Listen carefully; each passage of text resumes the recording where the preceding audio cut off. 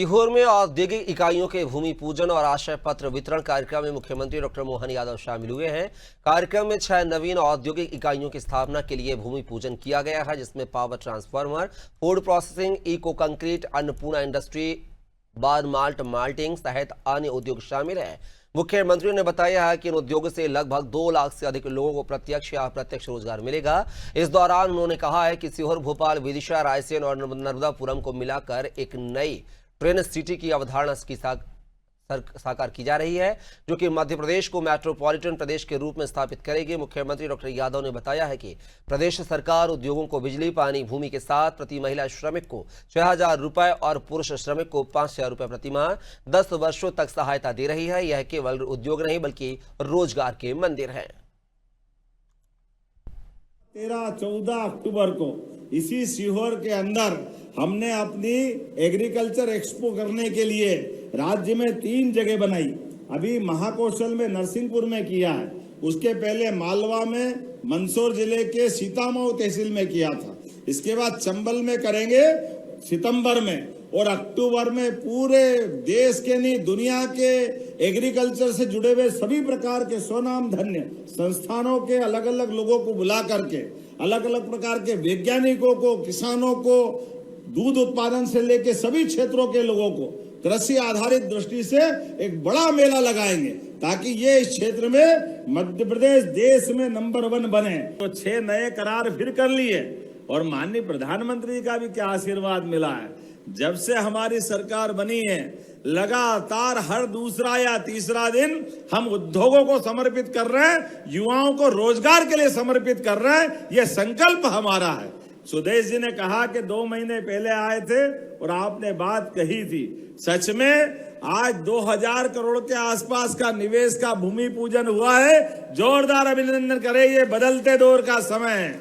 जितनी हमारी वर्तमान में एग्रीकल्चर ग्रोथ रेट है, लेकिन ये फूड प्रोसेसिंग के आधार पर जितनी क्षमता उसका 5% भी प्रोसेसिंग नहीं होता, लेकिन अब ये शुरुआत हो रही। तो ये जो आंकड़ा लिखा है, लगभग इनने कहा कि ये 400-500 आंकड़ा लिख रहे हो, ऐसा नहीं है। मैं अगर आलू खरीदूंगा तो सालाना उनने कहा कि यहाँ गेहूं, चावल, मक्का, जौ 1 लाख मेट्रिक टन सब्जियां खरीदेंगे। जोरदार अभिनंदन करो, 1 लाख मेट्रिक टन। आप बताओ, कोई सब्जी उगाता तो अकेला किसान उगा लेता है क्या? कितने लोग मजदूर काम करेंगे खेतों में? आलू उगाएंगे, जौ उगाएंगे, गेहूं, चावल, जो भी फसल करते हैं, कितने सारे लोग रोजगार कर रहे हैं। उसकी फसल को प्रोसेसिंग करने के लिए ये अपनी इंडस्ट्री के लेबर गिना रहा है, और हमारी इस इंडस्ट्री डिपार्टमेंट के माध्यम से हम केवल वो आंकड़ा बता रहे हैं। मैं गारंटी के साथ कह सकता हूं, ये आंकड़ा आपका 2 लाख से ज्यादा लोगों को लाभ देगा। जोरदार अभिनंदन। 2 लाख से ज्यादा किसान परिवारों को लाभ दिलाए। लाडली बहनों के लिए जोरदार अभिनंदन करें, हमारी अपनी बहनों के लिए। परिवार के अंदर भारतीय कुटुंब परंपरा में बहनों का जो महत्व है, वो महत्व सबसे बढ़कर हम सब जानते हैं। इसी राज्य ने सबसे पहले बहनों के कई क्षेत्रों में जीवन में बदलाव के काम किए। लाडली लक्ष्मी योजना, लाडली बहना योजना, कई प्रकार के योजनाओं में, और यशस्वी प्रधानमंत्री का एक बार फिर जोरदार ताली बजा के अभिनंदन करें, जिनने दुनिया के सामने बताया। दुनिया के बड़े से बड़े देश आज भी बहनों को वो अधिकार नहीं देते जो हमारी सरकार ने दिया। आदिवासी बहन को पहली बार दुनिया का सबसे बड़ा गणतंत्र भारत और उसका राष्ट्रपति बना करके गौरव दिया है महामहिम राष्ट्रपति द्रौपदी मुर्मू के लिए। जोरदार अभिनंदन करें माननीय प्रधानमंत्री जी की भावना के लिए। लेकिन एक इंडस्ट्री लगती है, इंडस्ट्री कई चुनौतियां भी लाती है। मजदूरों की समस्या आती है, विभागों के साथ जुड़कर कई कठिनाइयां आती है, कई राज्यों से बाहर आकर जाना आना पड़ता है।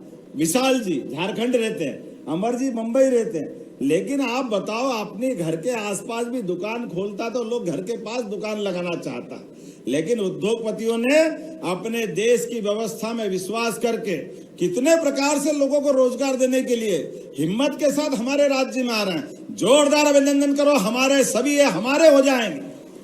और मध्य प्रदेश की तो तासीर ही ऐसी है, कोई एक बार हमारे साथ आके जुड़ जाए तो जीवन भर का रिश्ता बनता। जोरदार अभिनंदन ये मध्य प्रदेश की संस्कृति के लिए।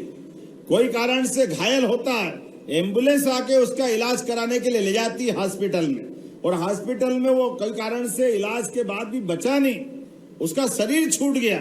ऐसे में गरीब आदमी है, गांव ले जाना है, किसी और दूर स्थान पे ले जाना, कभी वो हाथ में अपने बच्चे की लाश ले जाता है, कभी वो ठेले पे ले जाता है, कभी कोई वाहन साधन से ले जाता है। बड़ा आदमी तो सक्षमता से ले जाएगा, लेकिन गरीब आदमी क्या करे। ऐसे में हमने योजना दूसरी चालू की है, सब वाहन की प्रत्येक जिले के अंदर 2-2 सब वाहन, और जहां मेडिकल कॉलेज है वहां हम 4-4 सब वाहन रख रहे हैं। घर तक जाके पहुंचाने की व्यवस्था सरकार के माध्यम से कर रही है। हमारी संवेदनशीलता है, हमारी भावना है कि व्यक्ति के जीवन में ये कष्ट का समय आए तो उसके साथ खड़े होकर दिखाई देना चाहिए।